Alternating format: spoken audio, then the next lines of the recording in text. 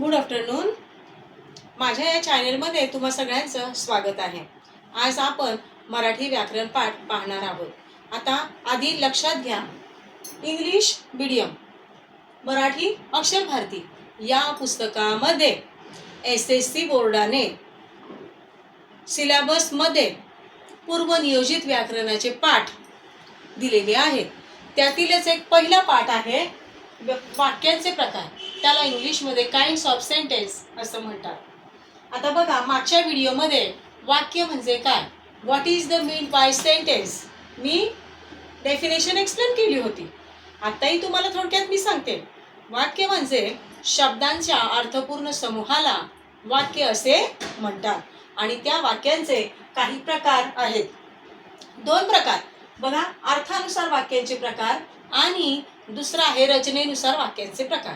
आज आपण अर्थानुसार वाक्यांचे प्रकार पाहणार आहोत. आणि यातील पहिला उपप्रकार आहे विधानार्थी वाक्य. त्याला इंग्लिशमध्ये पॉझिटिव्ह सेंटेन्स असं म्हणतात. या वाक्यांमध्ये, या विधानार्थी वाक्यांमध्ये साधे विधान केलेले असते. त्याच्यामध्ये आज्ञा नसते, सल्ला नसतो, विनंती, आश्चर्य दिसत नाही. म्हणून ते साधे विधान आहे आणि त्याला विधानार्थी वाक्य असं म्हणतात. उदाहरण बघा, भारत माझा देश आहे. दुसरं उदाहरण आपण बघत आहोत, मी दररोज व्यायाम करतो. आता ही जी उदाहरणे आपण पाहिली, याच्यामध्ये सल्ला आहे का, आज्ञा आहे का, प्रार्थना आहे का, नाही. म्हणून ही विधानार्थी वाक्य आहेत. आणि या विधानार्थी वाक्यामध्ये पुन्हा दोन उपप्रकार पडतात. पहिला जो आहे होकारार्थी वाक्य, आणि या वाक्यामध्ये फक्त होकार दर्शवला जातो. बघा, उदाहरण पाहिले आपण, सूर्य पूर्वेला उगवतो, होकार आहे.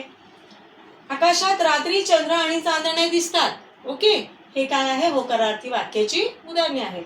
नकारार्थी वाक्य बघा, या वाक्यामध्ये फक्त नकार दर्शवला जातो. मी रात्री झोपले नाही. ओके, मी खोटे बोलत नाही.